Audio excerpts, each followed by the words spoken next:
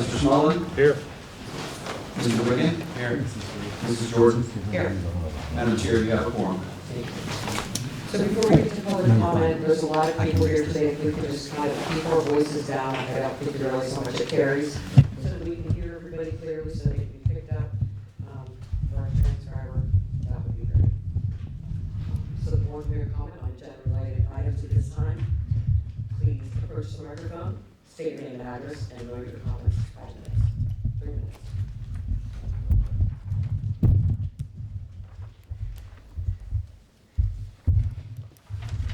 Hi, Star Wolzek, Schuster Road. And I'll go in order the things are on the agenda. The first thing I wanted to speak was about the live streaming.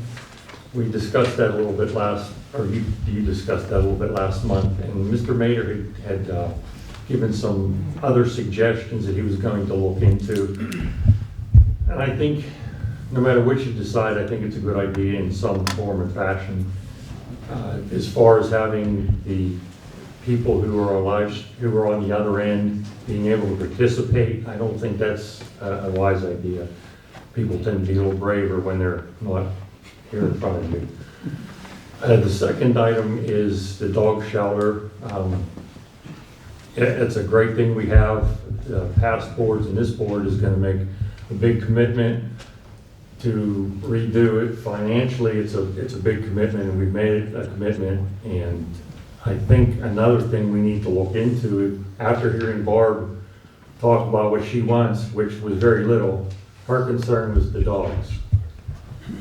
I think we need to really look also into how are we going to replace her.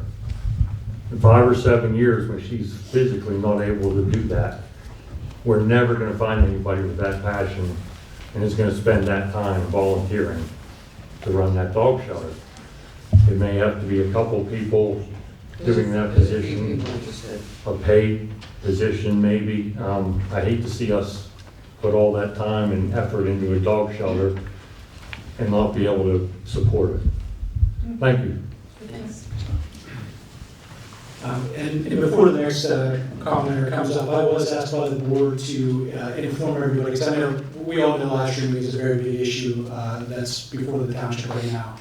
And having spoken to Mr. Mader and some of these board members individually, I can tell you that the board is, as a whole, full consensus, as I understand it. They can correct me if I'm wrong, but they are interested in pursuing live streaming. So what we plan to do, I think it's going to be a fairly short discussion this evening. But myself, Mr. Mader, and Mr. Shook are going to be tasked with, number one, sort of ironing out the technology that's going to be required. I believe there's some estimates already to upgrade the cameras, or to maybe upgrade is not the right word because they're new cameras, but to address some compatibility issues. So there's some additional equipment that's going to be required, but I don't think it's going to be a significant amount. And then we're going to need to iron out some rules and regulations as to, format, where it's going to be stored, how it's going to be posted. And then how the common things like that are going to work. So certainly, folks, you're here. You're welcome to come up and comment on that. But I was asked to get out in front of that to sort of give you a sneak preview that the discussion is going to be short tonight because we've already been tasked between now and hopefully the next meeting, if all goes well, to have some draft regulations in front of this board so that they can provide us some feedback. We can hopefully get those finalized. And then get any authorizations needed for technology upgrades, and then hopefully sometime in the summer, assuming that everything works out, we can have that up and running. So just want to let everyone know that. With that said, we can certainly take additional public comment on agenda items. Thank you for that, and thank you for the Board of Supervisors. I am addressing that, but it's going to be brief. Vicki Austin, Hemlock Street, Bedford. We have a new state-of-the-art municipal building. Let's embrace technology to modernize sharing of local government meetings with the tax-paying public. It is my understanding that our solicitor, Mr. Gavin, also, well, Mr. Rock, yeah, also serves as, answers them all, also serves as solicitor for Brentwood Borough and Churchill Borough, both of which stream their meetings on their borough websites where they are recorded and posted. His experience with these municipalities could offer valuable insight in navigating legal details in regard to videoing our meetings. Let's innovate and make our meetings as modern as this building. I just wanted to comment on that too. Just, we're not trying to not hear all of you, but nobody has to sell us on it. We're all pretty much unanimously supportive of this. We're gonna make it happen. So, not that we don't want to hear you guys all talk, but there's 100 people who are gonna come up and say the same thing. You don't have to sell us. We're in. We're all in. Okay?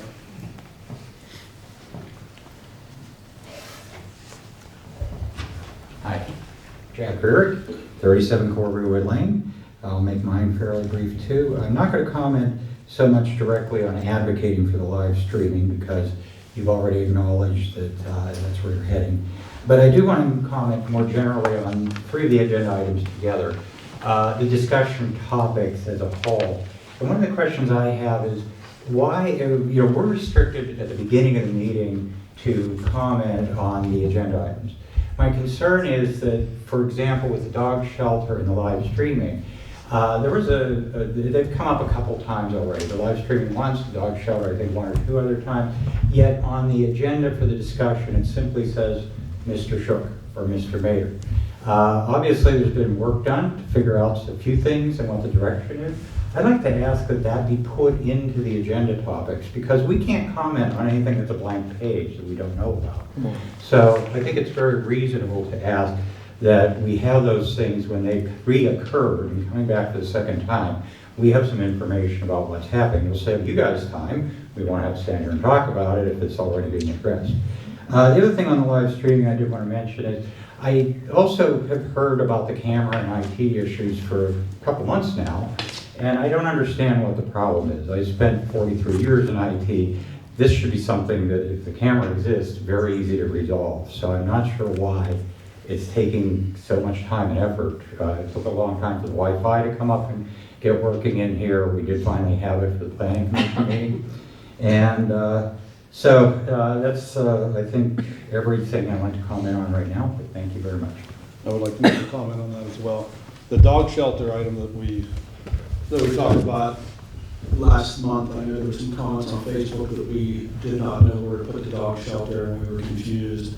We weren't confused, we were talking to the school district about a piece of property that we could possibly obtain to maybe move the dog shelter. So we were looking at all of our ideas. We were lucky that our township manager secured us a large grant to take it. And again, we're all unanimously supportive of the dog shelter. We love Barb and we want to help her, but we're just trying to put it in the right location. So when people say, oh, we don't know where to put it, well, we're trying to explore all of our options for a master plan before we just go and put a large sum of money into a dog shelter that we want to know where it's going to fit best. So we're on that too. It's not that we're confused. We're just looking at all of our options. Yeah.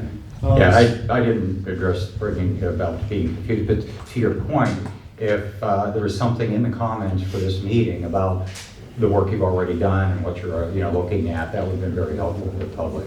And you did mention master plan, and I will just say, I think from a resident standpoint, it would have been nice if there was a master plan around the building. It's unfortunate that the dog shelter wasn't planned for as part of the new building because it was physically attached, not physically as far as the building, but as far as utilities and things go. So It's been in the conversation, it's not been something we have. right, it wasn't actually addressed as this building was built. That's all I'm saying. Thank you.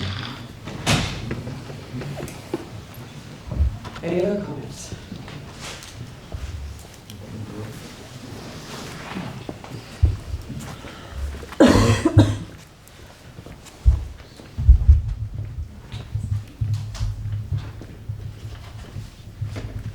I'm Nicole Zeeland. I live on Glasgow Road. I would like to reiterate some of our neighbors' options for live streaming and recording. I did send you all an email earlier today about this, and I'm passing out a printed copy of all of the municipalities within Allegheny County that offer some form of live streaming. There's also a list on there detailing what exactly they provide, so we have all of our options in front of us. Hampton Township live streams their council meetings on YouTube with recordings available for later viewing. Shaler live streams and records their Board of Commissioners meetings on Facebook. Verona live streams their council meetings on Zoom, allowing the public to comment virtually, and they post recordings to YouTube. Both of those links are included front and center on the borough's website. Oakmont live streams and records to their borough's YouTube channel as well. By the numbers, there are 27 municipalities that use YouTube, 24 use Zoom for live streaming, 6 stream and/or post recorded meetings directly on their official township websites, 4 live stream and playback recordings on cable TV and the channel's websites, 3 utilize Microsoft Teams for live streaming, and 2 live stream and record on Facebook. I would also like to argue in favor of allowing public participation online. There are options that other townships use, such as requiring residents to register beforehand to comment. And one township that I spoke with actually said they use the solicitor's YouTube account because then you can moderate if someone says some things that are obscene, you can kick them off. So I think we have a lot of great options available. I'm so thrilled that you're considering proceeding with this. Thank you.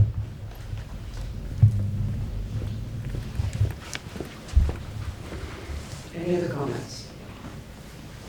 So I'd like to make a comment real quick on behalf of the administration, some of the supervisors that I spoke with. So we keep hearing words like transparency and accountability. And no one else on the board was here when we started all of this, probably 6 or 7 years ago. So we have 3 Facebook pages. We have a new website which we updated because the other one did not provide good information. We have a monthly newsletter that is generated based on complaints that we get from the township. That's what generates that.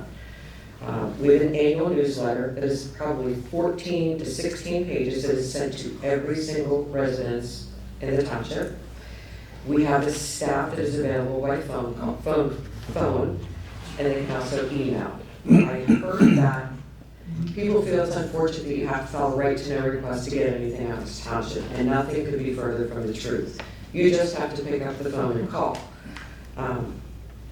As far as website, any issues that would go to our administrative assistant, Ms. French, and anything else, we have all of our staff here that's happily and readily available to answer your questions. Where it becomes a problem is if you ask a question, it's been answered, and maybe you don't like the answer, but that doesn't mean you have to ask it 10 more times. You've already answered the question. So that's where it gets redundant, and then that's where the issues get. So I reached out to Mr. Schultz, and I asked him, how many hits do we get on our website? But if you could provide me with some statistics, and how many hits do we get? With all the talk of transparency, we've taken the step to put our transcript online so that everybody can see everything that we say, including every that I accidentally say for space. And I wanted to know how many people actually look at that, and how many people go to our website and look at our transcripts. Could you provide that information to me? In complete transparency, I've asked you in advance to get that information for me. So the vast majority, we were able to go back when looking at the analytics of the website. Excuse me, the vast majority of the hits on the website going back to last November, I believe it was December 1st. The time range we were able to look at was December 1st to March 1st. I would say 90 to 95% of the hits were related to garbage, which makes sense because the township changed garbage vendors, as I'm sure everyone's aware. So that was the vast majority of hits. Again, I would say 90 to 95%. The other most common viewed pages were, and again, this is typical in municipal government, human resources type searches, because folks come looking for employment opportunities, they come looking for bid opportunities for items that the township puts out for bid, those kind of things. So that was number 2 on the hit list in quotes, I say. Another, the third most popular search topic or viewed page was the dog shelter. So it's, it fits with, again, the conversation that's going on now. Those were the only 3 topics, again, in that range that were above 1%. Everything else was under 1%.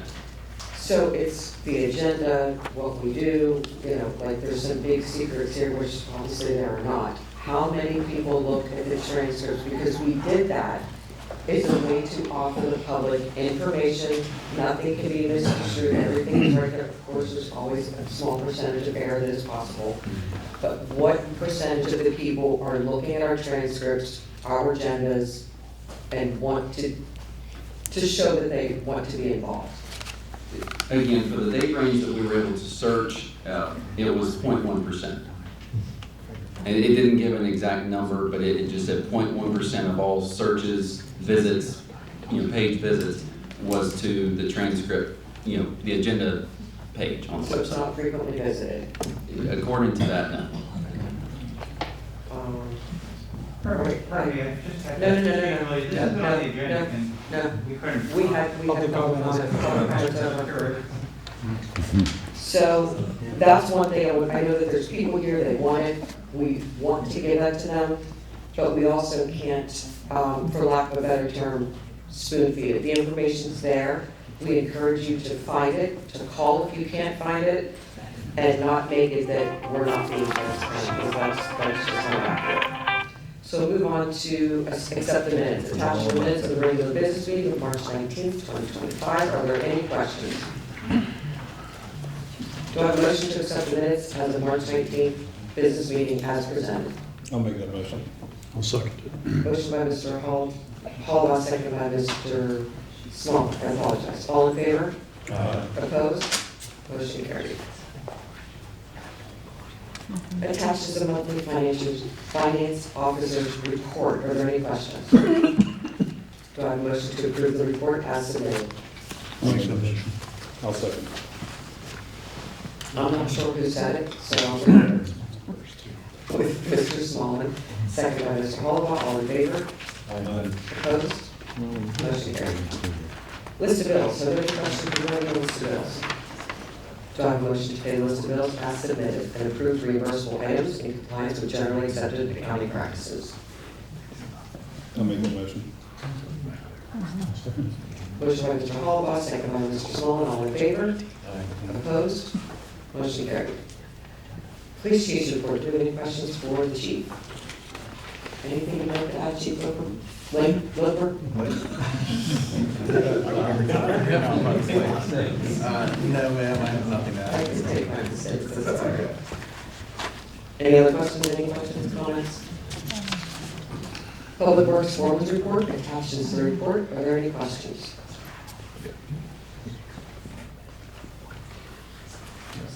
Attached is the engineer's report submitted by Chief Engineering. Are there any questions? Scott, we're kind of checking with you in a little bit. Yes. Thank you. I have a question for Scott. Scott, what's the time frame for paving the roads that we just approved?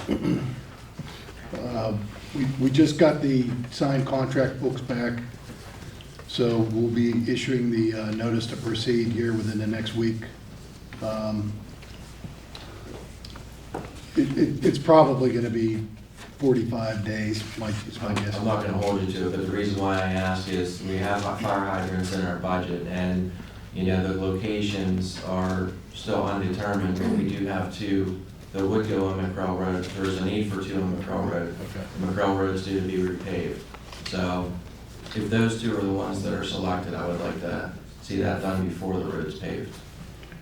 If you wouldn't mind, if you get information on that, pass it along, and we'll I work believe it. Daniel was gonna reach out to the water authority and Okay. set up a meeting.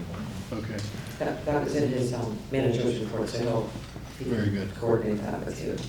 Any other comments or questions? Attached to the planning, zoning, and code enforcement report. Are there any questions? There was not a report provided in our packet, but we did receive a packet, a page for number one monthly report. Are there any questions? Attached is listed number two, volunteer fire department's report. Are there any questions? And attached is number three's report. Are there any questions? Attached is the West Erie EMS report. Are there any questions? I have a statement. I actually, Chief Humes included in his report about the roof yet again. I actually stopped to see Chief Humes today about another matter, and he was able to show me the roof condition from inside the building. There is literally 20 to 30 sections of the roof that are dripping, and he has buckets set around his desk, on his desk. And I know we've been dealing with this, for some time now. I believe he has a quote, and we have it budgeted. How fast can we move on this, and what are the next steps? Mr. Humes, do you have any comments? I know that you speak regularly with Mr. Mayor. Do you have Yeah, any so the last comments? couple of days really created some havoc in our building. Mr. Mayor and I have been working on this for over a year. It took us a while to get quotes and things like that. I know the quotes that I submitted to him were November, I believe it was. And the cheapest one came, which is why when we redid the budget, we actually included the additional costs for the roof. So we were waiting for weather to break and things like that, but we're at a spot right now where mold's starting to develop and part of my ceiling's gonna come in. So I was hoping Mr. Mayor would be here tonight, but I didn't know he wasn't going to be here. First one, Mr. Daniel. Right, of course. Your luck. So I was gonna ask how soon, I mean, since it was approved, can we get it on an agenda for next month or something? So if you could stop by and speak with Mr. Mayor tomorrow. He was here all day, but I'm sure he's busy getting our reports ready. If you could, Right, you're right there, right? Right. Call him. He's always very responsive, and so, yeah, we've gone back and forth, but we actually looked at other options for, because of the flat roof, peak roof, things like that. Like, we've talked about it, but the last couple of storms have really. yeah, there was something in the report about things that we know aren't going to work. So we just gotta find something that will, and we'll make that a priority. It's already been, we just need to move forward with it, not even on a budget, a quote that we can approve. Right. Thank you for that. Ms. Jordan, is there something that we can do tonight to move this process along so that we don't have to put it on the agenda 30 days from now?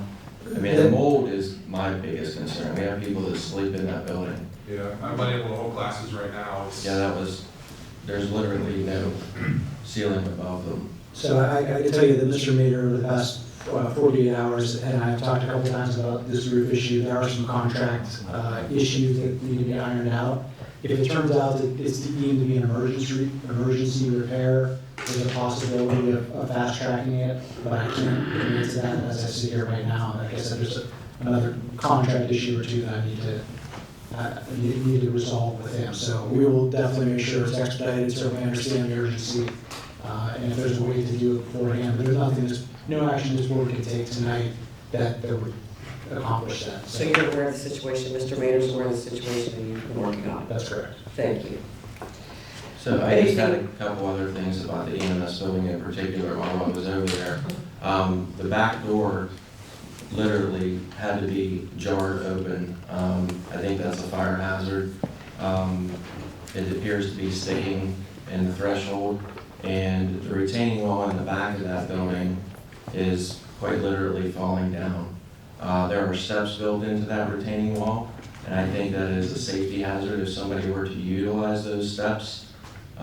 Maybe Public Works could address that by removing the retaining wall if the engineer would be willing to look at it and just grade that hillside rather than having the retaining wall there. Mr. Humes, I didn't see that in your report. No, so, Mr. Mayor and I talked about that 2 years ago or more. The new we needed done within a certain amount of time. The trees are getting to the point to where they're going to collapse, and I believe the door's leaking because of the roof leaking across the building. So, not an emergent issue, it's just on the list. If you could have those things in your report, I would have no way of knowing Right. if there's an issue, so.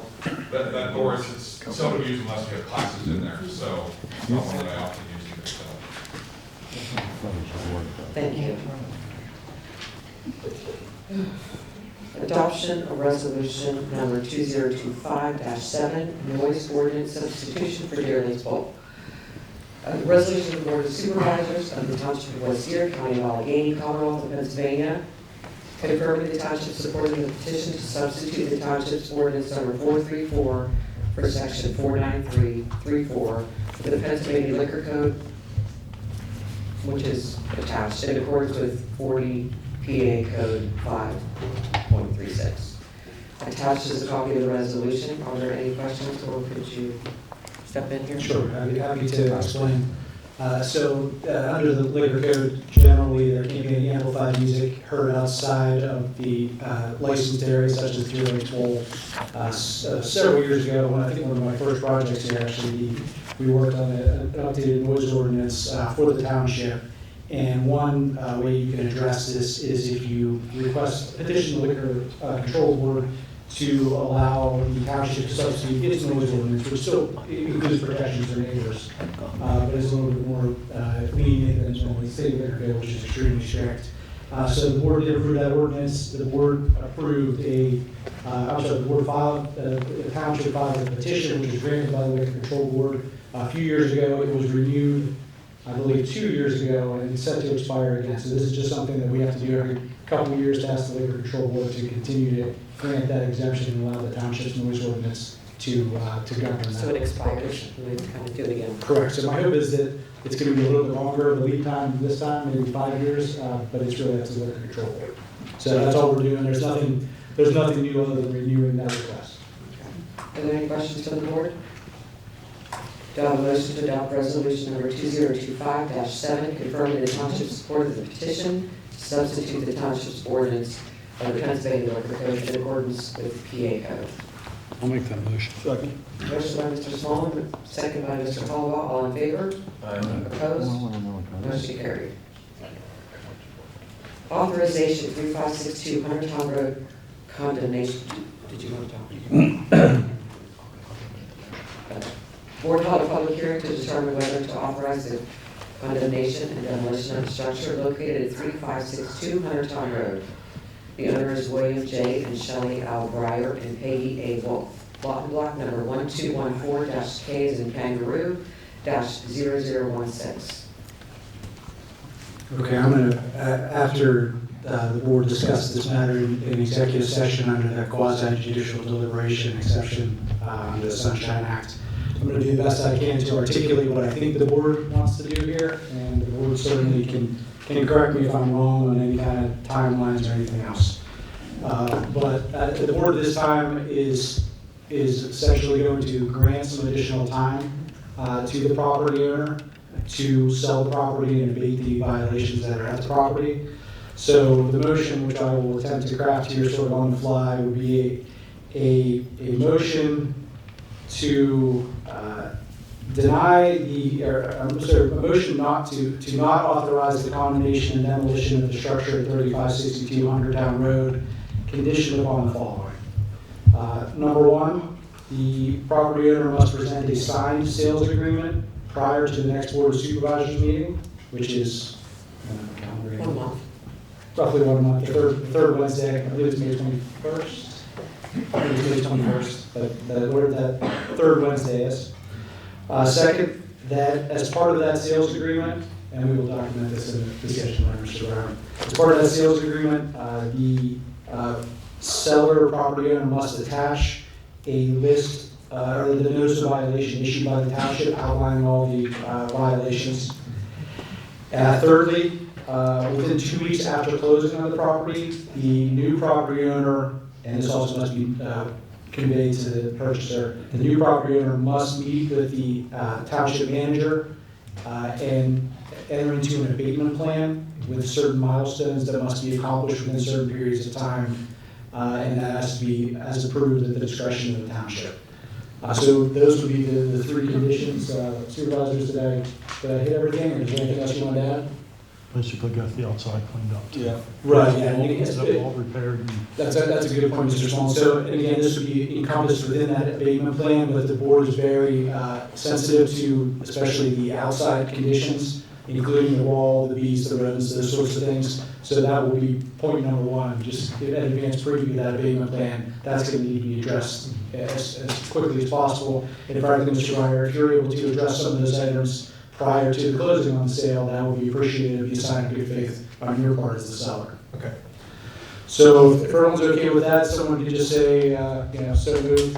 Maybe we can roll from there. Does everyone agree? so moved. All in favor? Aye. Opposed?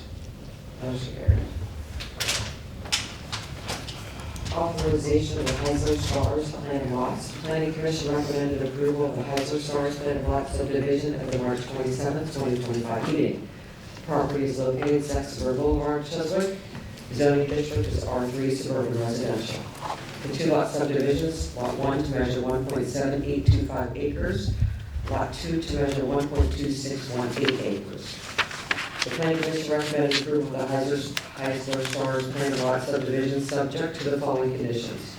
Satisfy all comments in the Shoup engineering letter dated March 17, 2025. Obtain the private maintenance agreement before the April 16, 2025 Board of Supervisors meeting. Mr. Shoup, do you have any comments? I do not. This is a subdivision which would create one new building lot between West Stars Road and Saxonburg Boulevard. The Planning Commission gave its recommendation. I have really nothing to add.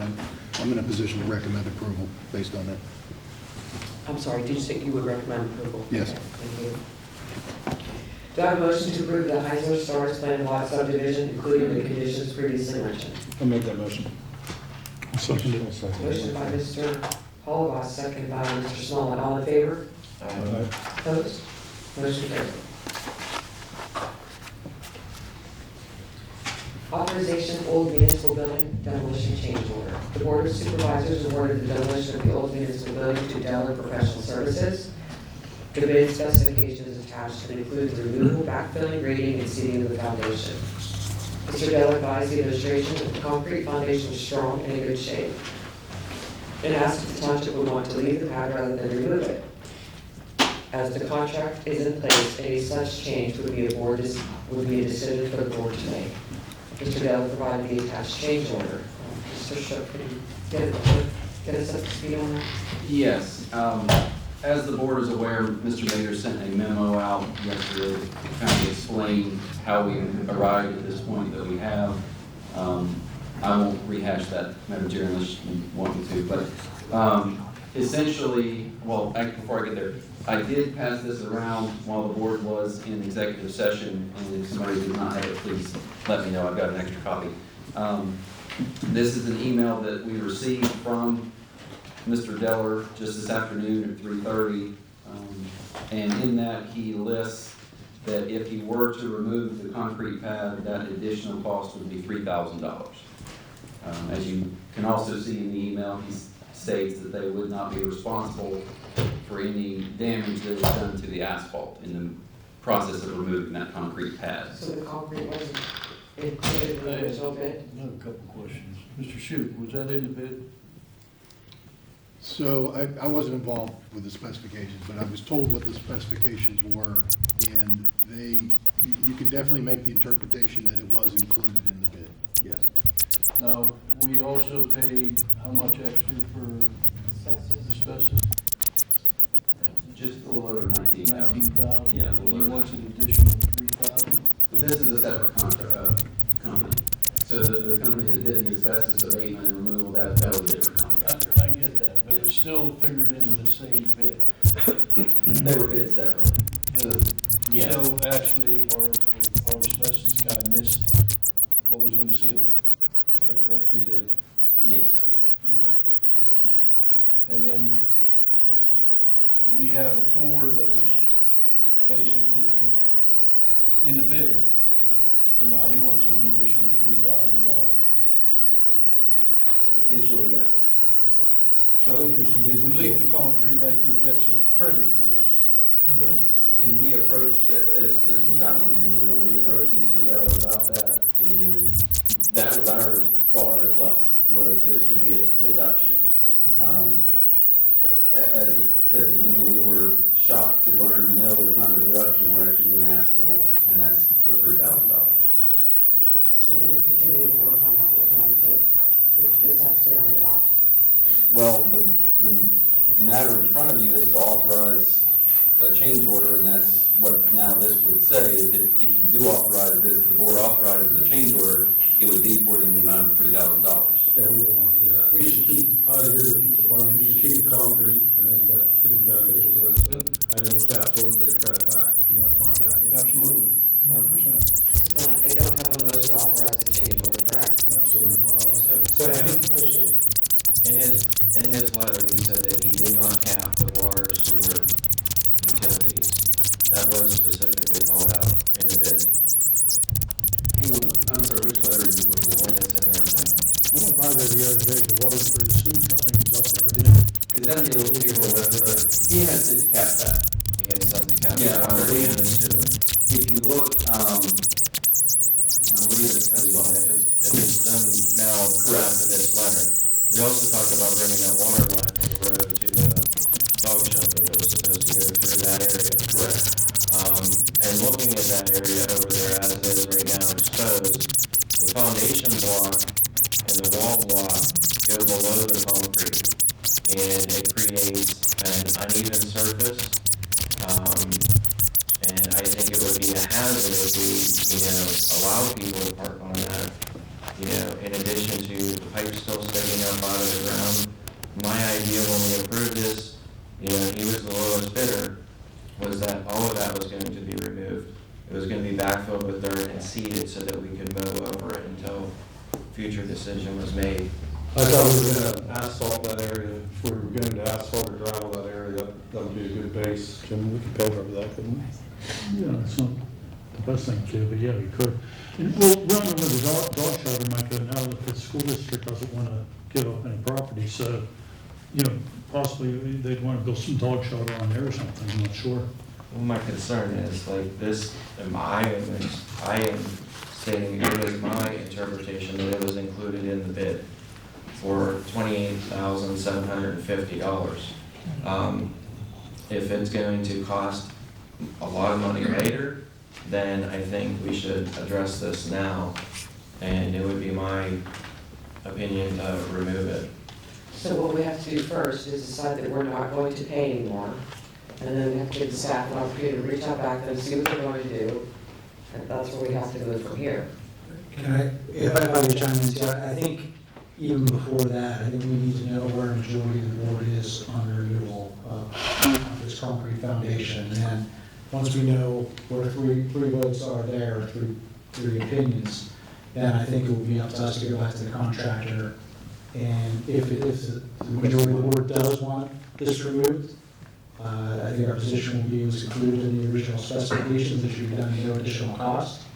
And if the board doesn't want it removed, that it would be treated as a deduct change order, and we would have to negotiate some sort of credit as was previously stated. But I think before we get into sort of legalities and negotiation there, we need to know from this board, whether or not that concrete pad / foundation is going to stay or go. I think we talked about making that, we were talking about putting it in the grass, but we also talked about using it for parking. Yeah, the specs, just to be clear, so the specs were to do it grass, but you're allowed to change your decision now, that's just we need to know. My decision didn't change from the get-go. I always thought we should make that a parking area, that's because if you have overflow, if you have a large building, it could be a parking area. I know there's some things that might need to be addressed to make it safe, but I think those costs would be minimal to make it a parking area. So that's my opinion. Well, that building was a benefit garage. That would benefit the That dog was shelter. a garage, so the concrete in that's probably 8 to 10 inches thick. That's why he wants extra money to take it out. It's not a 4-inch floor. You're right. So, what I'm saying is, if you knocked it out, or we made them, or we fought to get them knocked out, we probably would have to fight for that 2-3 years or whatever we gotta do to get him to come back in and do it, or he doesn't do it, one or the other. I believe there's cylinders underneath that. They drilled that. So it's a good piece of concrete. Absolutely. We might have to do something, pave over, which will be a minimal cost. You have a great lot versus a piece of grass in the middle of a parking lot, or an asphalt area. It's a maintenance issue, and we could use it for Yeah, parking. so that's something to look at, for sure. So we need to know, we're gonna keep, my vote is to keep it. So I need a motion. I agree. I motion we keep the concrete slab. I'll second that. But we also need to negotiate the contract at that point, but yes, I motion we keep the concrete slab. Motion by Mr. Hall, second by Mr. Smollet. All in favor? Aye. Opposed? Opposed. Mr. Shook, will you take a roll call, please? Yes. Mr. Wade? Yeah. Mr. Clement? Yes. Mr. Hollibaugh, Yes. Mr. Smullen, Yes. Mrs. Jordan. Yes. Madam Chair, the motion passes 4-1. Mrs. Jordan, can I ask, Mr. Shoup, what's the plan to get the water to the dog shelter if we don't remove the concrete? We haven't even decided where the dog shelter is going to be just yet. We haven't gotten that far yet.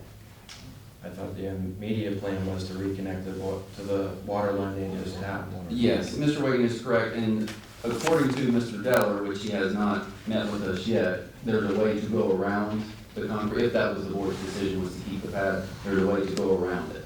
We have not seen that yet, so I can't really comment further, but supposedly there's a way to do that.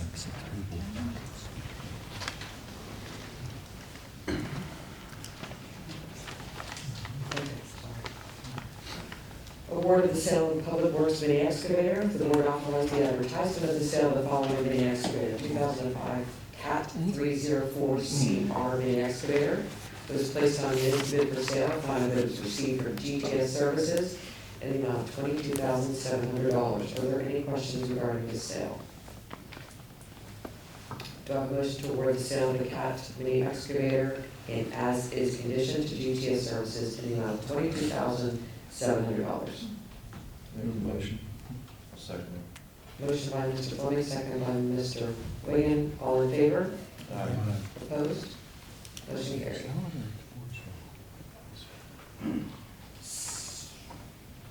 Sale of the Public Works skid steer. Board authorized the advertisement of the sale of the following skid steer, 2013 JCB 300T skid steer loader. The following bids will receive: one from Mario's Masonry and Restoration for $10,600, and one from John Henry for $3,000. Are there any questions regarding the sale of the skid steer? Do I have a motion to award the sale of one 2013 skid steer in as-is condition to Mario's Masonry and Restoration in the amount of $10,600? I'll make that motion.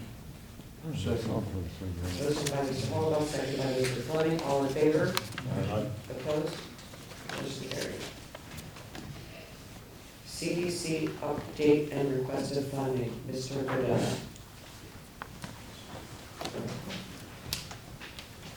I'm gonna pass this to you guys. I got a couple copies we might have to share as well. I have the copies that we're gonna be discussing tonight.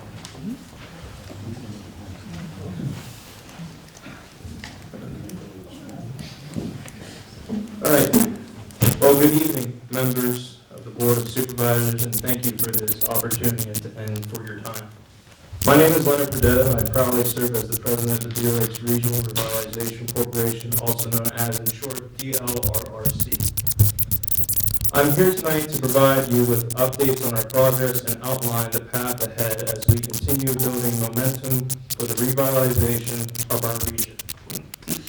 Before I begin, I'd like to remind the Board of Supervisors of what our mission entails. The purpose of the Deer Lakes Regional Revitalization Corporation, or in short, DLRRC, is to assist the citizens, businesses, institutions, and organizations within the boundaries of the organizations within the boundaries of its member municipalities in development and implementation of plans and programs encompassing community development both on commercial and residential. To provide a sustainable tax base and improve the quality of life for our residents.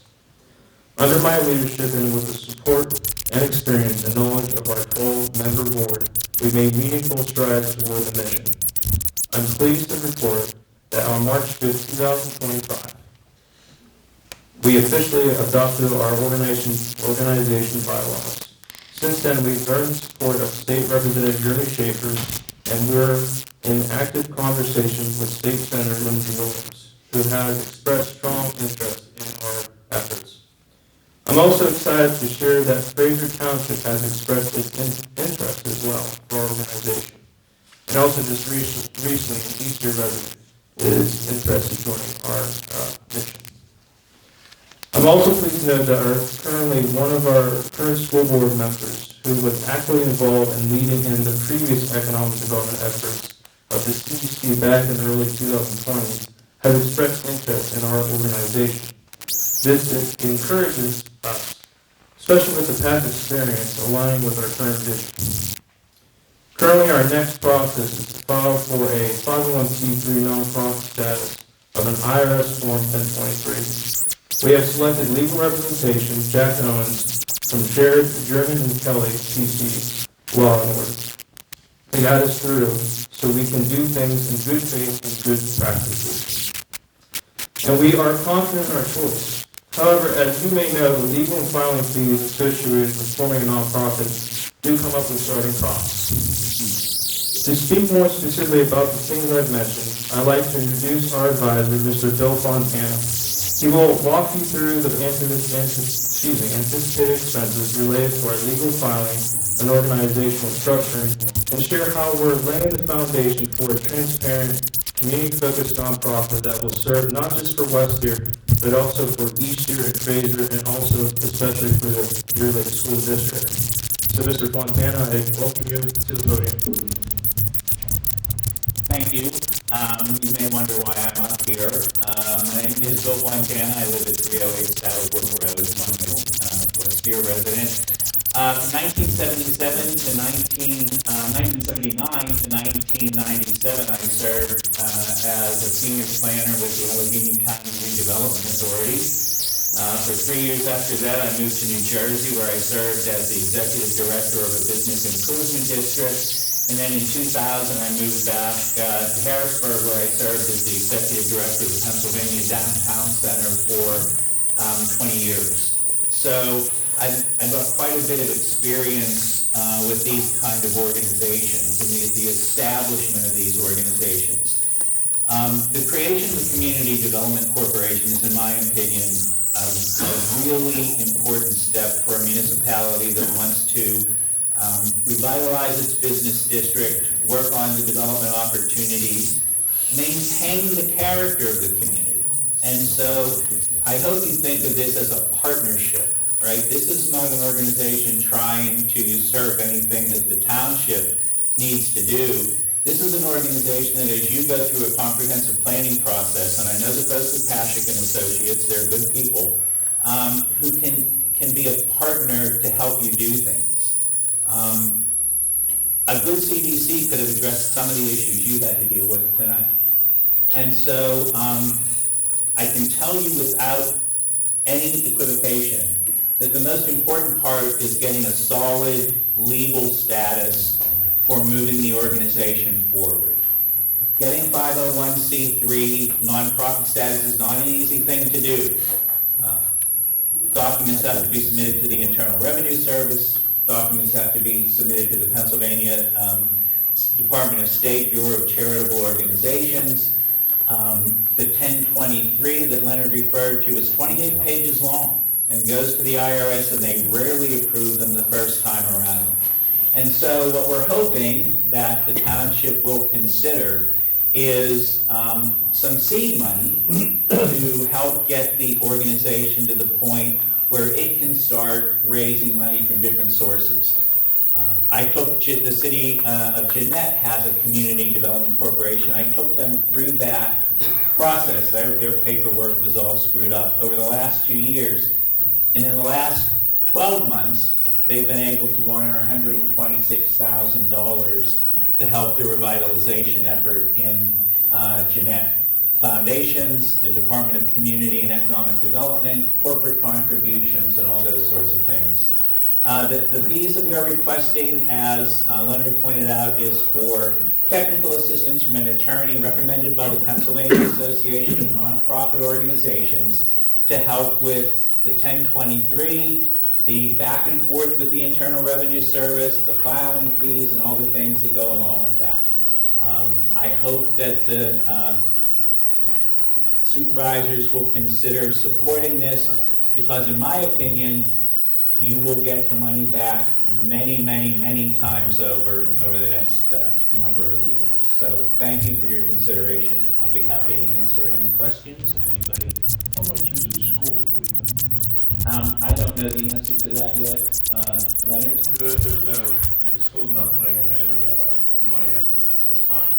But there is starting to be support from, again, the person that started the CDC, and one of our members that are on, 4 members on our revitalization is on the school board as well. So right now, technically, there's 2 board members for support at the moment. I'm So sorry, money-wise. Can you come back to Mike? Sure, yeah. Thank you. Yeah, so we have right now 2 school board members that are interested. One of our members from this revitalization is on the board, it's one of the 12. And one of the persons that have started at CDC back in early 2020s is interested to attend our meetings. So there is a growing interest from the school board. Now, to answer your question straightforwardly, there's no money being put forward from the school board. So that's just the honest truth. But like with Mr. Fontana just stated, we're just requesting a seed money of $5,000 to get this started. I know from the other CDC back in the early 2020s, I know the makeup of the board was different back then, but they gave almost like $15,000. So we're asking $10,000 less. So if I could correct that, we did not get $15,000. It was a budget line item, so it's a big difference. Okay, my misspoken right there. But it's just something that would help for a good cause. I mean, it's in your guys' decisions. Obviously there's other alternatives that this revitalization could go towards with the startup costs, but we just want to bring this about tonight to you, so we appreciate it. Are there any other townships coming in with you yet? Well, like I stated before, Fraser is interested, so they will be coming in later this year.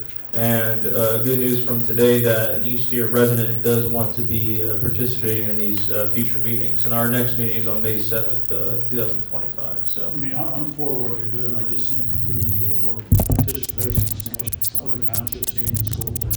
I agree. I mean, the good thing is, sorry, go ahead. Why is the burden all on, why are you putting it all on us? Dividing it out. You get some other people involved. I'm all for what you're doing. Right. Well, in the meeting minutes, that's what I provided. I mean, it was a thought to, again, get things kick-started. And I understand it might come off as like why on us as the Western Township? But I understand what you're coming from. If there is a possibility of Eastern Fraser and Western where they could do the fair share of getting the start, I can see your point. But again, it's just something where was a thought in our meeting minutes that we wanted to propose to you. So, any more questions or concerns?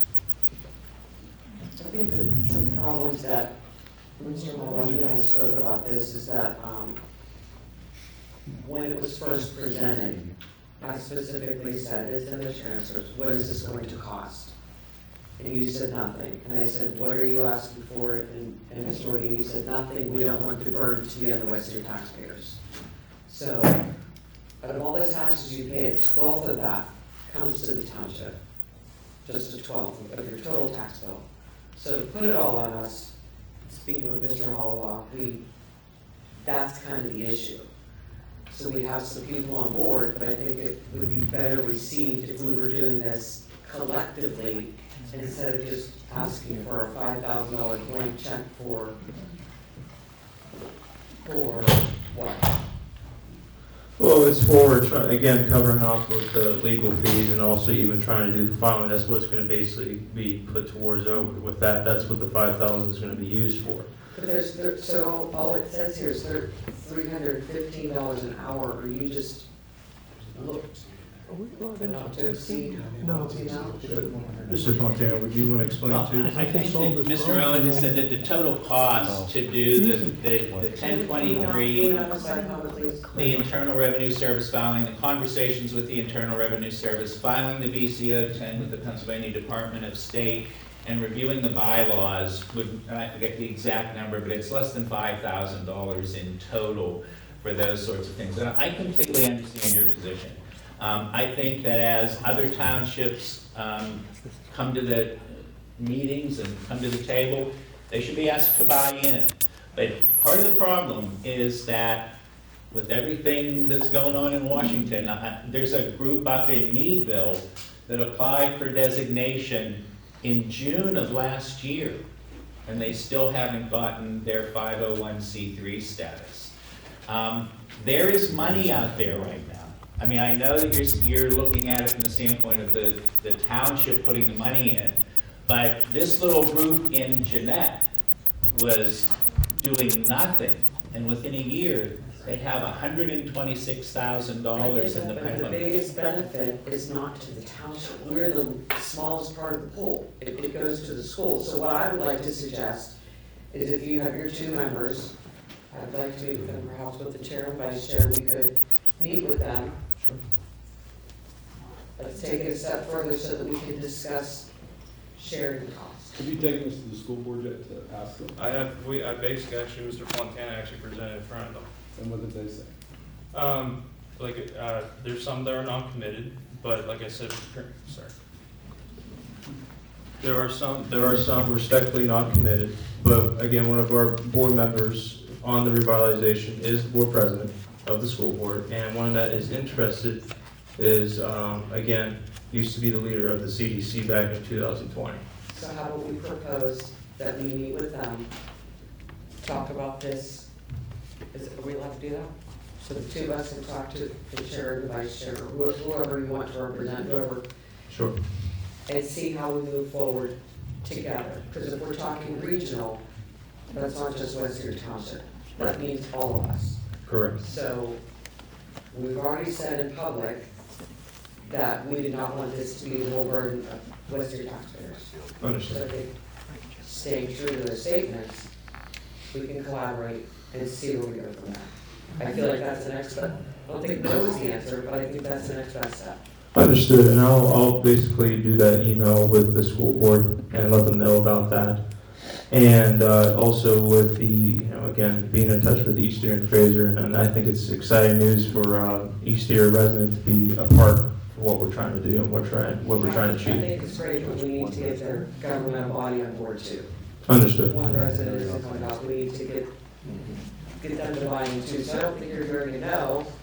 I think we need to see where we stand so that we can partner with, and then go from there. Okay, sounds great. I appreciate you guys' feedback. Thank you. Can I ask the solicitor? Have you looked for any outside money, private donations or anything? Because personally, I really wanted to donate some money to her. I think it's a good idea. I'm not gonna lie to you, right now, not at this point in time, that's why, we're going towards with this first, but there is interest from our state representative. The money thing right now, there's not a guarantee at this point in time, but again, I would really believe that there is a very potential, So so. you looking for any outside money? I mean, yeah, we're open to it. You know, businesses and stuff like that? I mean, yeah, we're open to it. I mean, we gotta do some legwork with that and everything, but we're just trying to get more of the other priorities with the filing fees and the lure stuff, so that's what we're trying to get at. I guess you're looking to do that because you're not a corporation. That's the problem. I mean, they can't take donations right now. They're not a nonprofit organization. Right. So this is kind of the first step that needs to happen. It's just the very first question I said, what's it going to cost? And you said, Mr. Wiggins said he's not going to ask anything from the Western taxpayers, and you said nothing. We just need to work together. And I agree. That was definitely said, so now we have to collaborate with the school district. It benefits a lot more than we do. We just had a business just being built here in Western Township. So that's going to benefit, Mr. Holloway's athletic center is going to benefit the school district financially more than us.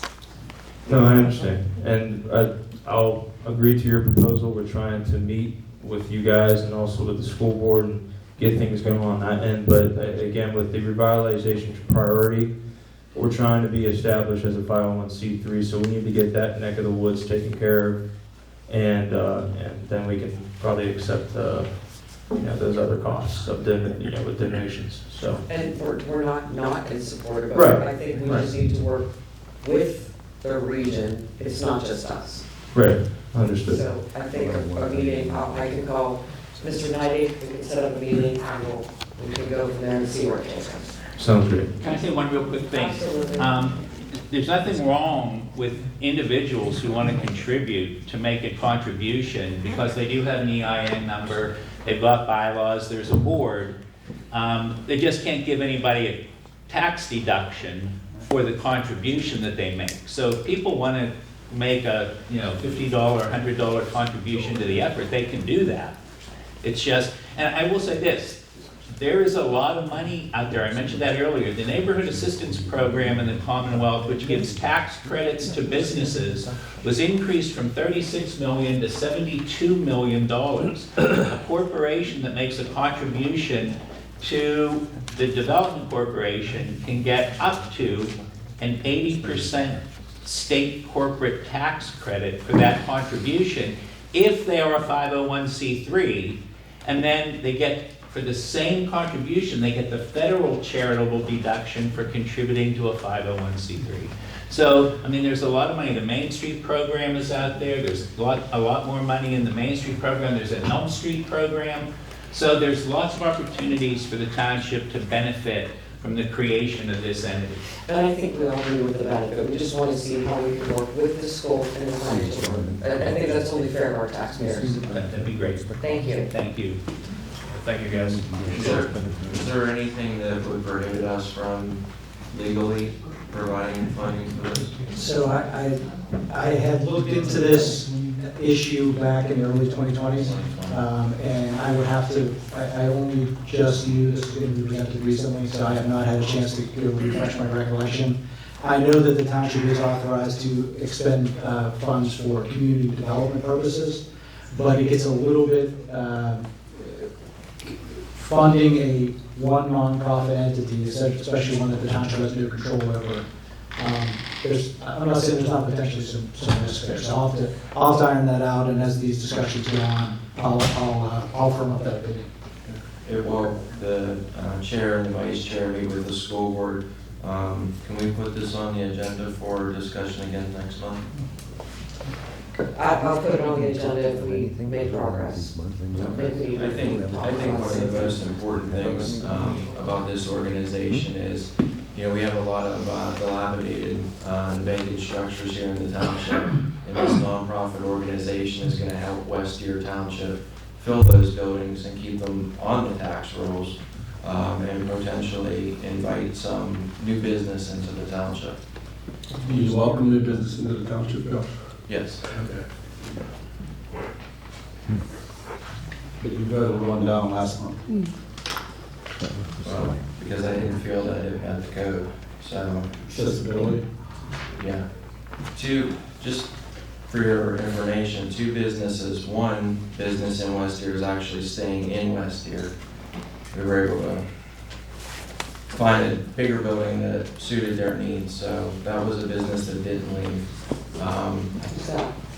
Laird Plastics on 910. And there's another business that, you know, just came into the community, ASW, Automotive Systems Warehouse. I helped bring that one in. We got, that was before the revitalization. Correct. You're right. I helped bring ASW in, and we approached the board last week for a gymnasium for the children, and you voted that one down. I did, for the reasons I stated.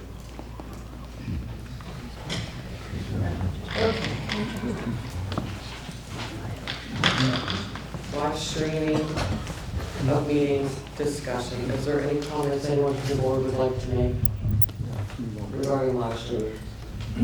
I know that I would like to make a comment. I'm all for live streaming. Get a lot of hits, you gotta get a lot of likes on YouTube, but I really dislike that we've become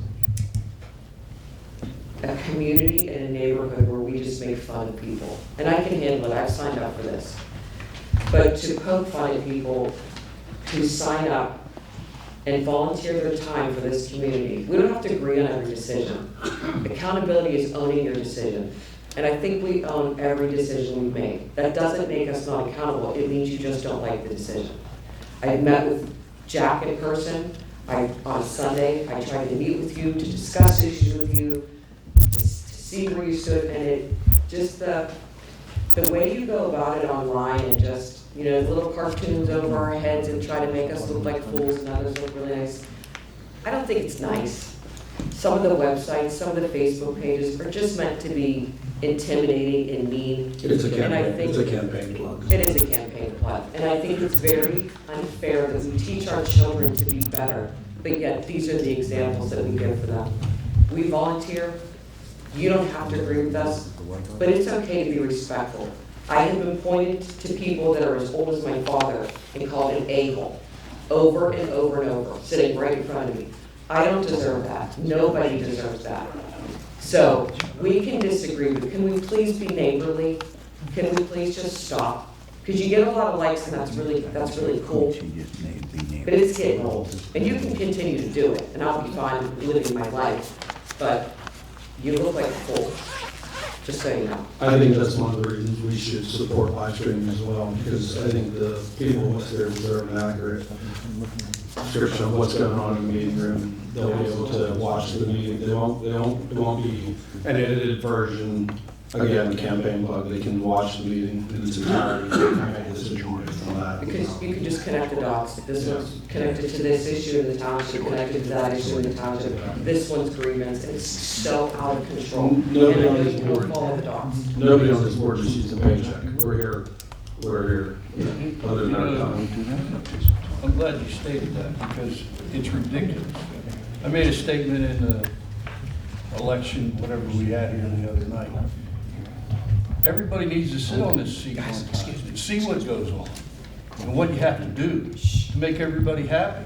It's not fun. I've had 8 years of that before, and I just came back in.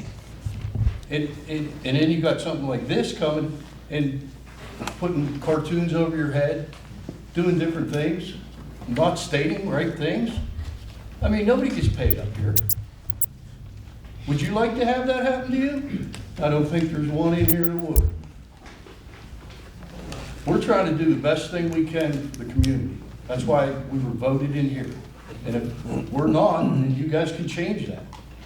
But it's ridiculous. Bottom line. I mean, it's school stuff. It's very mature. And to focus on one candidate to make it political, to make the rest of us look like fools, that's humiliating for you, not for me. So we're going to move on to. Can I just say something? Sure. If we do look into creating this live streaming, I would prefer to see something like Zoom be incorporated, so that if in unusual circumstance that somebody remote needed to, make a statement on behalf of one of the topics on the agenda, they could be provided if they registered ahead of time.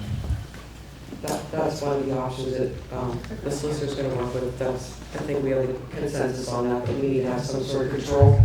We also need to create policy. We can't just put it out there for YouTube, because then it like in the case of Mr. Runyon, it gets cut up, it gets misused, you use this part, you use that part, you don't use this, it's taken out of context, and the only thing that happens is chaos. And we've had enough chaos, we're done with that. So, Sorry. no, you're good. But we will provide a few different options for the board to consider, and that's one of the points that we need to discuss, is that format of public comment, and I think that's. And at the end of the day, I have listed the things in the beginning that we worked on, transparency, that big hot word that everyone likes. So we've been going toward, we were only asked about this 2 months ago, and we're already here, and we've already made contact for the equipment, for the things that we need. So we're making good progress. We can't just flip a switch. It has to be responsible because of the things we see on Facebook from certain Facebook pages and videos like this. It has to be responsible for everybody's benefit. At the end of the day, we have families. We're someone's wife, spouse, or parents. It has to be responsible. And you would want that for yourself. So we're going to move on to the discussion of reuse of the municipal property, Western Dog Shelter. I'll start with this one before you start. I did speak with Mr. Knighting. The school is not, it was last Friday. There was not much movement on that. The school is not interested in swapping or lease. We don't want to lease. We can't build on something we don't own. We took a lot, Mr. Hall and I met with the members of the school board. We looked at all the whole property that we have and the issues that we have with our shed, with the dog shelter, with access to property that we have back where there's some tabletop properties, 13 acres in one, I think 6 or 8 in the other, where we need to consider future growth if we want to communities. It's not going to be me, but if there's ever a push for a community center or a pool or whatever it may be, we need to have a way to access that property. And we were basically turned down by the school. So we now have to go back to and shoot, show 'em. You're good with the name. I was doing good till then. And we have to explore some other options. Yeah, we're not confused about where to put the dog shelter. I know a lot of Facebook posts said, oh, we can't figure out where to put the dog shelter.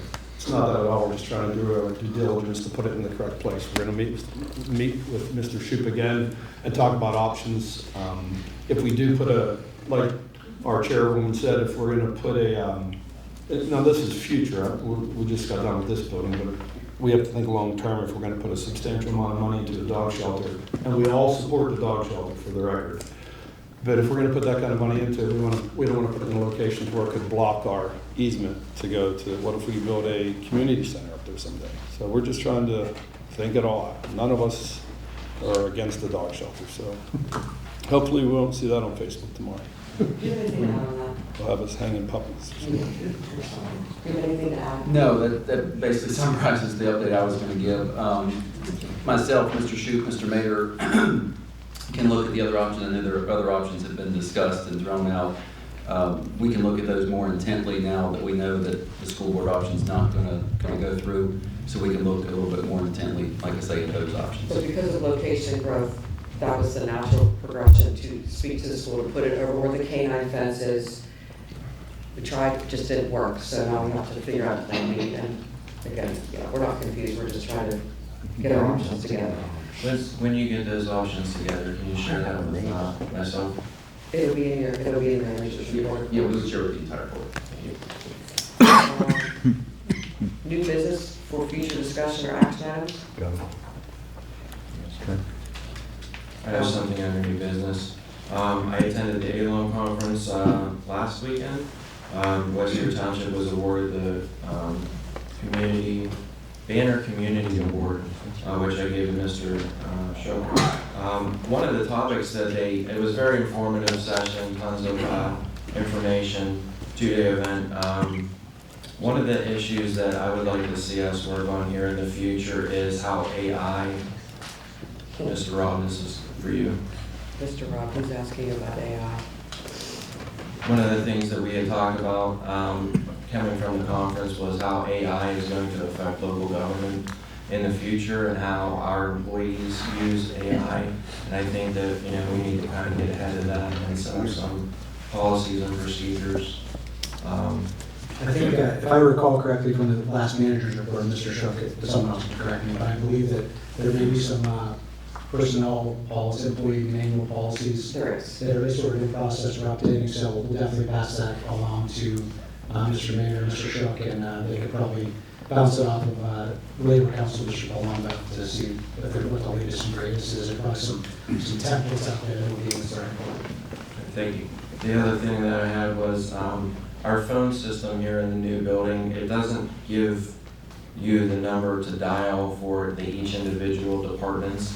We talked about putting that on our website before. Could we make a prompt at the beginning to give the caller a direction on how to get to the person they need to? Does it say some people are police too for? It did, it doesn't now. It just says dial the directory that you want or press 0. So you're asking for like to get our direct extension or like to reach Mr. Shook, press 1, Yeah. or somebody press 2? Well, either that or just, narrow it down to the departments. If you need zoning and planning, press 1. If you need, police, press 2. And if we could maybe post that on our website under our contact information. We can just, like our phone provider, we could meet with them and see what that entails and discuss that. You said there's nothing wrong with that. No, it just says, go ahead and dial the extension you want or press 0 for assistance. You don't. That's the problem. That's 911. Okay,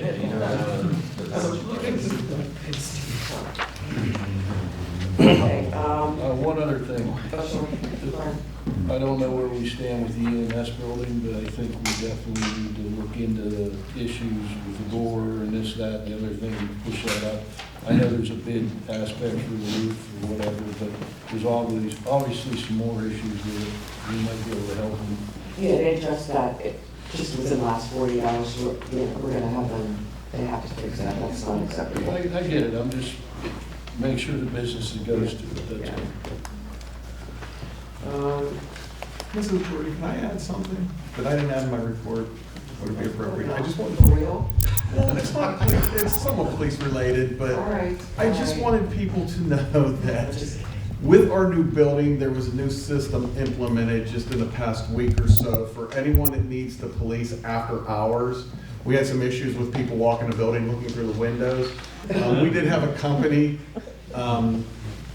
implement, they installed a new system, so when you're at the front door, anything after hours where this building is locked and you need the police and you come to the station here to the building, right at the front door to the right, there's a button, you'll see there's a sign, you press that button and it'll intercom the police in the squad room if they're in the station. So if anyone needs that, just give it a second. The police will be able to see you. It's a monitor. They can speak directly to you, and they have the ability to unlock that door and let you into the lobby, and they will meet you here to take your complaint. If no one responds to that, please just call 911. So that's all. After our last meeting, I had locked myself out, so I may have been one of the people who opened the window. Trying to get back in. How many announcements? Do you have any announcements? The open house, What? the open house. Oh, yes, May 10th is our open house. We invite all of you to come, so you can see the majority of this building is for police. It's a local facility, we invite all of you to come. And May 10th, do you recall the time? I do not. I do not. Well, everybody's on social media, you can look forward, we'll send out something to let them know. I don't recall, do you? I apologize if you don't recall what time it is, but it's May 10th.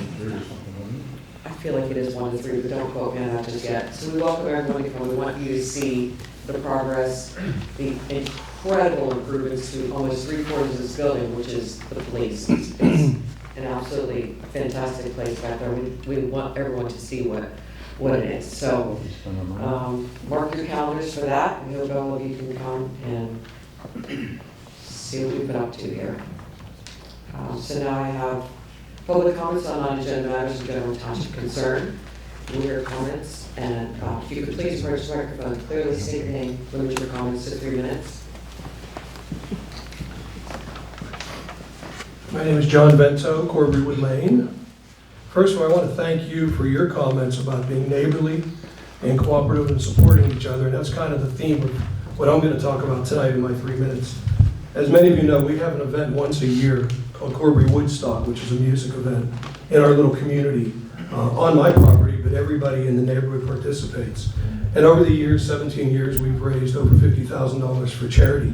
And that some of those folks are here tonight, the MS Society, Band Together Pittsburgh, which supports people on the autism spectrum, Flight 93, Remember Me Rose Garden, and others. And I've been informed, last summer I was informed that my event violates codes and that we need to submit some conditional use thing, which I'm all for following the rules for my once-a-year event. However, supplying information for the conditional use could cost up to $40,000 in engineering studies, so on and so forth. So obviously that's something I'm not going to do. And I'm here tonight, and I know there's other neighbors that are going to speak, to just point out how just ridiculous that is for a once-a-year event. Also, I want our community to know that 2 weeks ago I received a visit from the Allegheny County Reassessment Office. We all love those visits. And the guy came and he said, well, we received a phone call from the West Deer Township that you run a commercial music venue. And I said, really? He said, that's what we were told by West Deer Township. So now I have to go through all that to prove I'm not a commercial music venue. I don't consider that phone call to be a very neighborly thing to do. Okay? So, and I think the community needs to know this. And somebody in this room or in this building made a phone call. And I just want to point out that we're doing a beautiful thing every year. I've been told there's been complaints about traffic. I can assure you, Middle Road Extension has no traffic. I've been told there's complaints about parking. All the parking is on our property. Everybody's smiling because they know. Then I've been told there's complaints about noise to an event that ends at 9 p.m. on Sunday of Labor Day weekend. So my 3 minutes are probably up, but let me just check a couple things. I also would like Mr. Hollabaw's advice, because I know my friends have been to his wonderful event, your annual Jeep event. They love it. I'm glad you do it, because it's great for our community. I spoke in favor. Thank you. And I support your event. I have a ton of friends that go there, and they love it. And I'd like to know, we want to follow the rules, but I'm not going to spend $40,000 on a conditional thing. And we're going to hurt the charities that we support also. So that's my 3 minutes, and I know some of my neighbors are here to speak. How do you do your event? No, I'll go up and talk now. So first of all, I'd like to say, let's talk more about the live stream and the dog show. Your name. My name is Lee Marks. I live at 21 Corberwood Lane. I live on the... Could you tell me, I like to write down who's speaking. I didn't catch your name, I'm sorry. Lee Marks, M-A-R-K-S. Thank you. So I live on the first house on Corberwood Lane. But yeah, how do you do that event then if... Well, my first, can I just get out in front of this, because, you know, there's currently a notice of violation that's been issued, and I certainly understand that can be disputed, and that can be subject to appeal to the zoning hearing board. In addition, should a conditional use application come before this board, which would be the appropriate process under the township zoning code, it would be up to these 5 people to make a decision. So for that reason, I've advised them not to provide any feedback or response on this particular item. So if you don't hear any feedback, I want you to know that that's my fault. I've only heard anything, just again, with the solicitor, I don't have a vote. I don't think anyone has said anything negative at all about the project, and in fact, it's been quite the opposite. However, the interpretation... It seems really hard Sir, to believe. can I finish? So the interpretation of the zoning code is that this meets the definition of a recreational facility, and that's why the notice of violation was issued. There are certain requirements that have to be met. Whether they're going to cost $40,000, that would be extremely unusual in my experience, but maybe there's something unusual about this particular application that we don't usually see. But what I advise the board is, again, the reason I jump out in front of this is they're not going to be responding about this particular item. I will search your time out. I don't care if you respond. Just for your information, though, I live on the very first house, corner of Corberwood and Middle Road Extension. So that means that if there's traffic, I'd be the first to know. If there was any traffic, they're going to be right in front of my house, they're going to be right in front of my driveway. 10 years I've been there, no traffic, never on anything. And if there was any noise, I'd be the first person to know whether it was going to come past the neighborhood or not, because I'm in that first house there. Matter of fact, my wife's autistic daughter has lived with us for the past 2 years. Very sensitive to noise, very sensitive to crowds. Okay, well, the last 2 years, during that time, she was out in the yard with the dog. No issue whatsoever. We couldn't hear any noise in the house. Okay, I'm not going to go any further.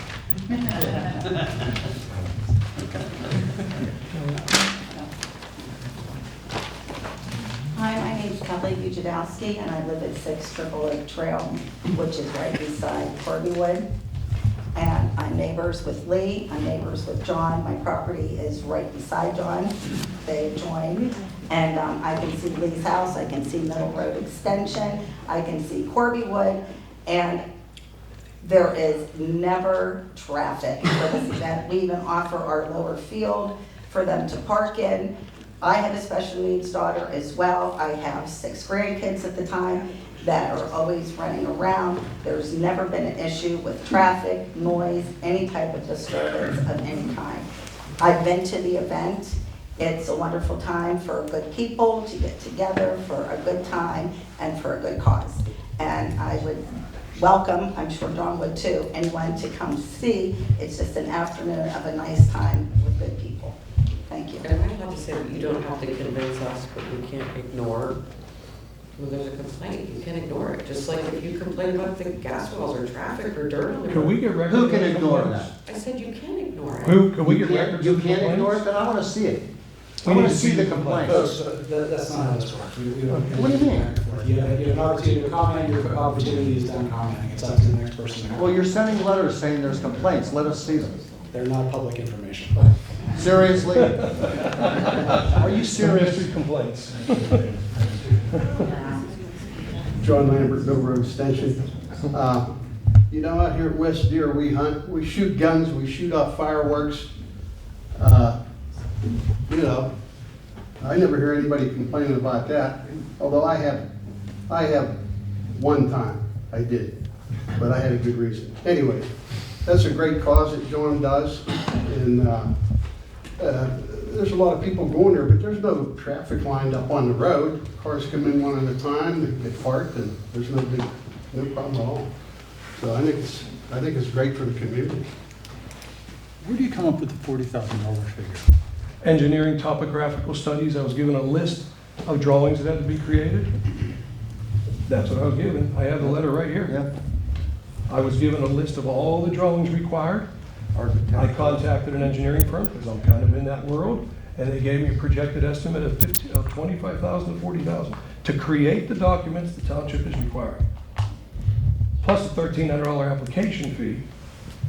No, it just isn't worth it to spend the money for, you know, I mean, the event cost me $2,000 or $3,000 every Labor Day weekend to give money to charity. So I'm not gonna do this.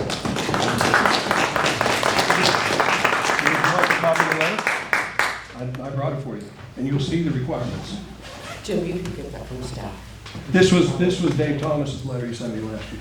We'll get it from the staff. Bob Woodring, I'm the last person on Corbin Wood Lane, I'm 60. We've been there, my family, since 1980 when we built the house. And we've enjoyed John's programs over all those years, and we've helped support them. And we've had easy access in and out, never a problem, and never any problem with the noise. So I gotta add my part to that. I'm at the end of the driveway. Thank you, Bob. Thank you.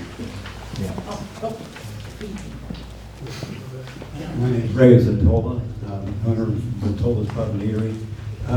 My comment, I was going to tell you a little bit about John, but I think everybody here knows him. If you look at Trib Live, February 18, 2019, there was an article on John Vento about everything he's done, not only for the community, for the city of Pittsburgh, for Allegheny County, even for Flight 93. That man has put his hard work and effort on the line. And after 17 years, I played there a couple of years with my band. The event is just a beautiful thing. John created this event. The only thing I would ask, and I'll make it real quick, the costs of doing this is prohibitive to him. The only thing that I would ask is if you do consider that allowing him to do this, that you defray those costs, so that he doesn't have to pay $25,000 or $50,000, that he can have this one-time event once a year. Thank you.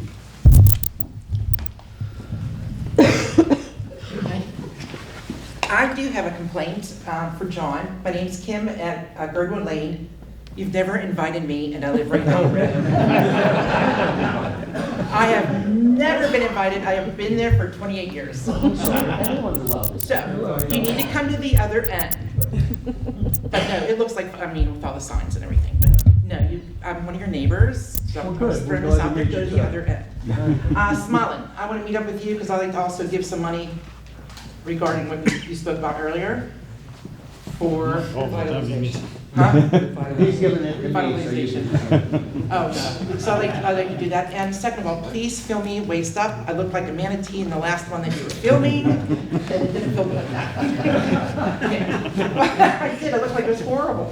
Well, we're gonna live stream. We're gonna live stream. Oh, I waist up, people, waist up. But John, seriously, I wish you well with that. Okay, and I'll meet up with you later. Sound good? Kim, I'm sorry, what was your last name? Thank you. Lincolnheimer. Capriccioni, Lincolnheimer. Thank you. Does anybody else want to talk about that? I'll yield my time to anybody else that's going to continue this conversation.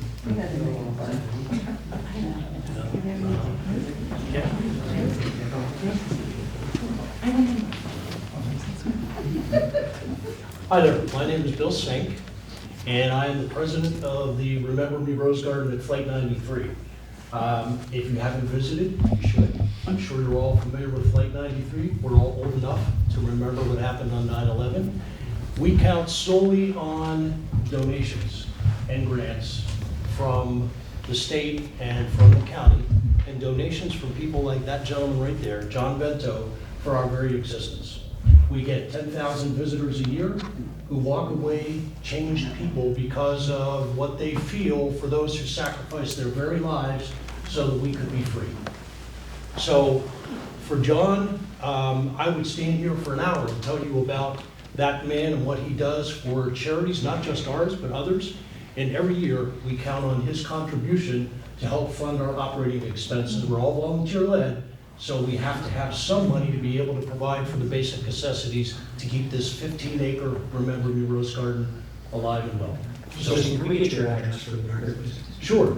I am at 109 St. Charles Court. Thank you. That's not in West here? No. Pardon me? That's not in West here. It's not. I used to live in Westview.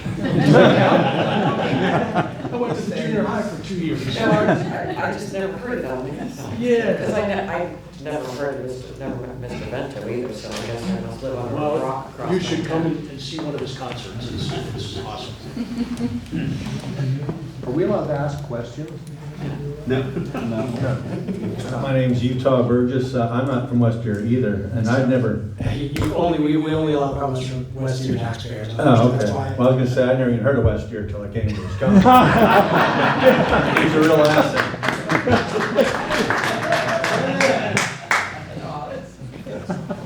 Anyone else?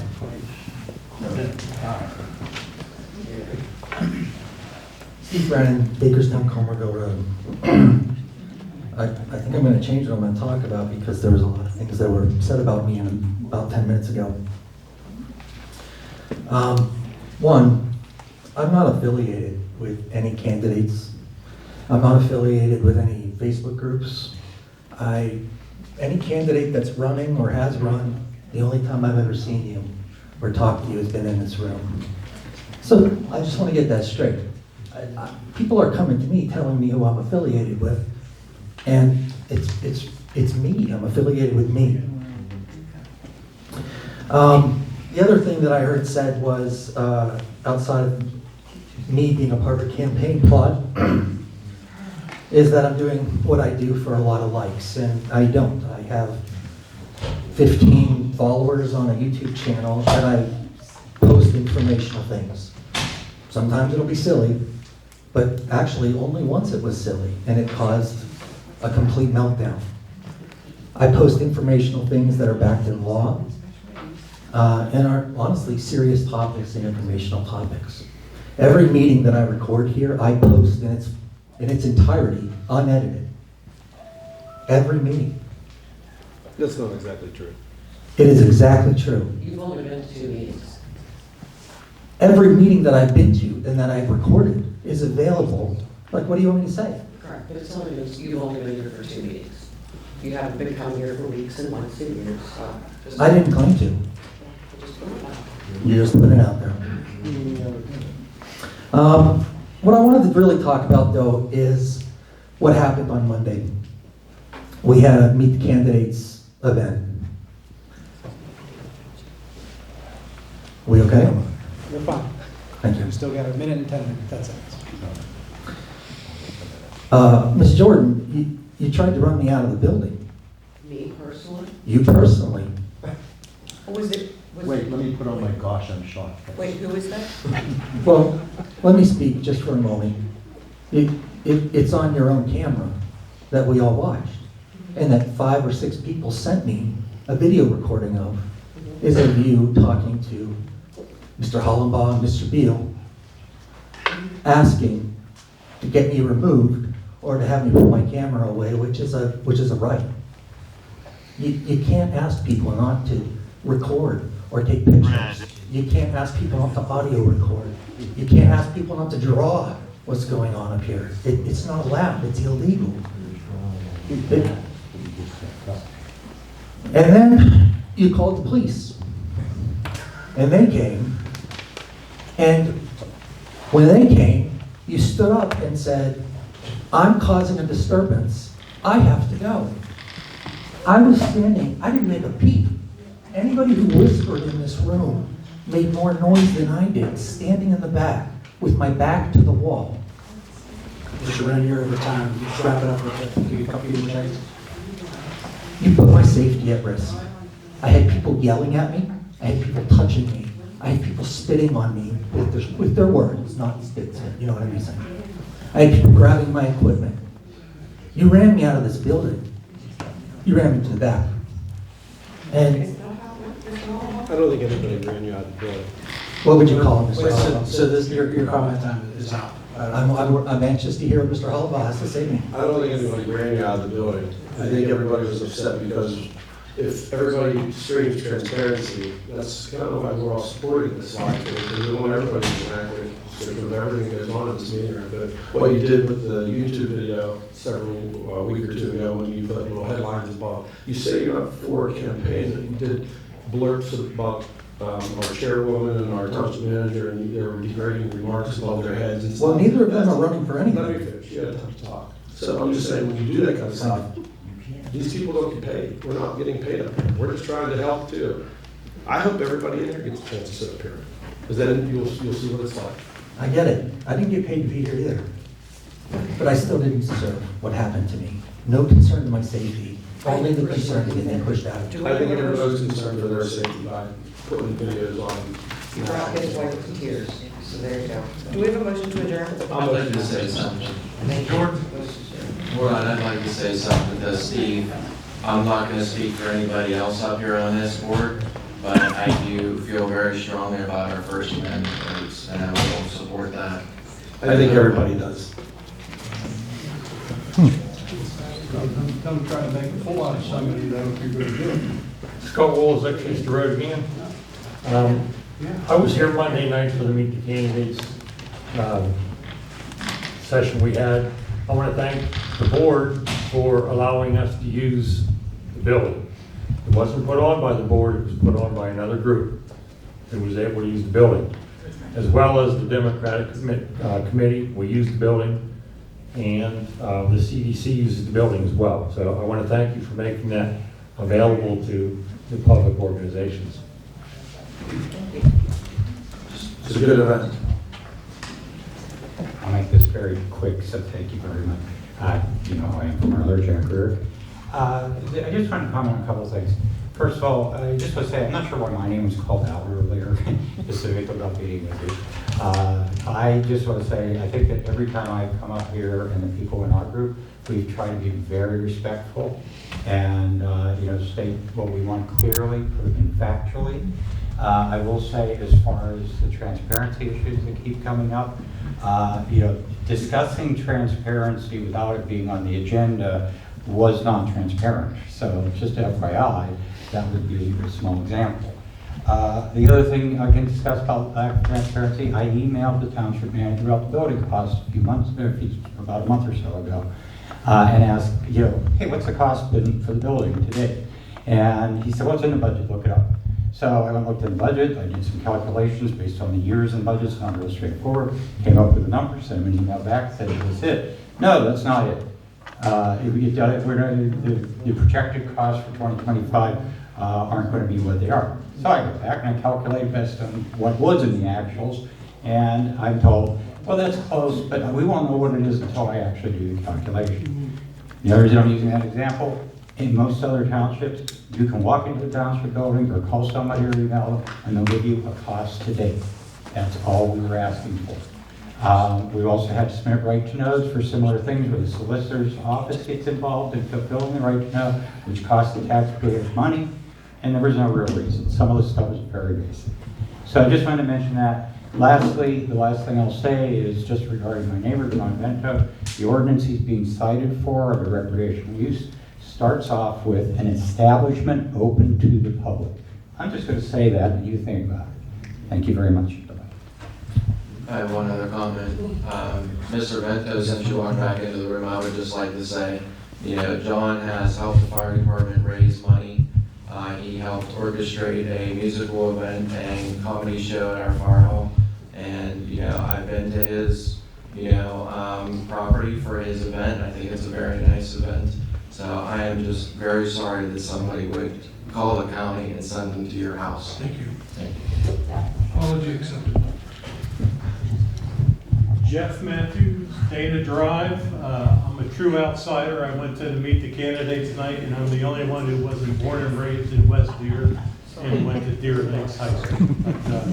But, I did learn a couple things that our police department is rated in the top 10 year after year after year.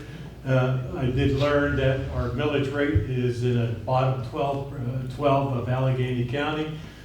I was shocked. I was on the school board for 12 years that you lowered taxes last year. I've never heard of that in any of my business. So it was a very nice meeting. I got to meet the candidates because I'm able to vote now and I have a good idea of what's going on. Did we just get a compliment? Yes, you did.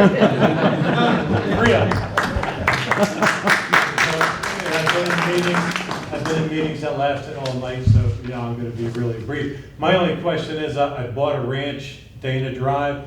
I have one step in the house, and I see deer in the morning when I drink my coffee, and that's why I moved here. So learning all these new things make me very happy. But is there any discussions between West Deer Township and the developer about taking over the plan, the development? Whoa. I'm sorry. That's all right. Is there any discussions ongoing, or does the developer have to reach out to you, or do you reach out, or is there ongoing discussions about street signs and those types of things? Which plan are you referring to? I'm sorry. It's the Ryan Ranch Homes. Ashley. Oakwood Heights. Oakwood Heights. And so we're not there yet as far as, All the houses are sold. I'm just asking him. He has not made the request yet, but he's in a position to make the request. So yeah, we were doing, if you have contact with that developer, we encourage him to make that request. I'll be more happy to do that. And I almost got killed on Oak Road in Bearford. If you could put a light or a stop sign there, I sure would appreciate it. I think it's just So, comment on the light, we don't have any in West Deer Township, that's what makes us unique. You take your We don't have any traffic lights in West Deer Township. stop Interesting sign, fact. anything, just the first time I went through, I was shocked. Hey, can I just make a comment to Mr. Shoup? Mr. Shoup, I received a complaint about McIntyre Road. I know we had some money left in our road budget, but can you and the township manager take a look at that section? It's near Allison. You're out. Do you have a motion to adjourn? I'll make that motion. I'm sorry, did you want to speak? Yeah. I'm sorry, we were just walking everywhere, I didn't realize you wanted to speak, I apologize. My name is John Dennis. I live on 121 Trump Road. The reason I came tonight is just to make everybody aware here of a situation we've been trying to take care of on that road for several years. I bought my house in 1997, so it's been about 28 years now. It's regarding public water, okay? I'm currently on a private water line that I share with 3 other households. And my water line runs from the top, I live up at the very top of Trump Road, and for those of you that aren't familiar with Trump Road, it runs between Saxonburg Boulevard and McClure Road, which McClure Road is behind Siciliano's McGill Plan. So we're located back in that vicinity back there. And several of my neighbors, they share their own water lines with other neighbors as well.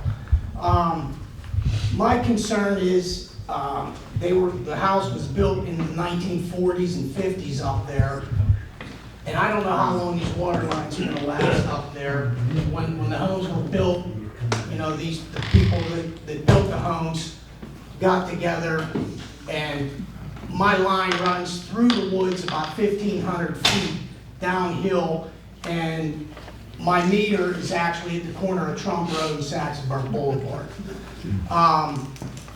So there is currently a road called Berger Road, which attaches to Trump Road. It comes up from Saxonburg Boulevard. There's a fire hydrant about halfway up that road. My house is about half of a mile from that fire hydrant.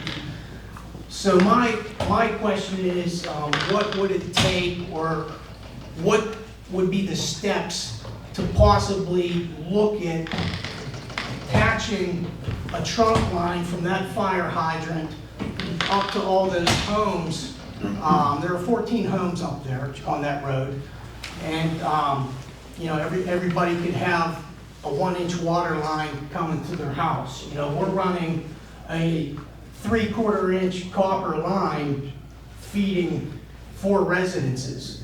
And if you can imagine, Would that be a question for the water company, or if you could? Yeah, that would have to be a discussion with the water Would you mind authority. after the meeting, communicate, would you Yeah. mind if you Sure. give them your number? Yeah. That's kind of an off, is it? Yeah, but that's the authority, I mean, township doesn't do water lines, but when we work with the water authorities to help maybe move. Yeah, move but it part of the issue, I'm sorry, I didn't mean to cut you off. Part of the issue too is we need to find out which authority it is. Because, Oklahoma. okay, it is Oklahoma? Yes. Okay. But yes, if you'll talk to me afterward. Okay, all right, thank you. Did the township not help with a grant, extend the water line on Bakerstown Road? I believe so, but I can't speak on it, so I don't know that much information about it. You know, we may be able to, through the township, apply for grants. You know, I know that some residents in the township were successful in getting, you know, money from the DEP, because of, line subsidence. You know, there's money available to bring public water and extensions. Unfortunately, they do not, pay for the tap-ins, so like if the water did come past your property, you would still have to pay the tap-in fee. Sure. So I do know that there are grants out there, you know, that are available, and the biggest thing to do is get all your residents together, you know, to get on that application, so that, you know, it shows more of a need. Okay. I'm not sure how far down Trump Road you are, but I know, you know, there's quite a few houses at the top there. Yeah, there's 14 up at the top section. From Burger Road till where it drops over down to Saxonburg Boulevard. Right. And then there's probably 5 between Burger Road and McClure. So heading towards McClure Road from that intersection there. On Trump? Yes. Okay. Okay, thank you. Thank you. Any other commenters on non-agenda items? Good motion to adjourn. All right, we have a motion to adjourn, we got a quorum back for the restroom. Sorry. We need a second on that motion to adjourn. Second. Second by Mr. Wigan.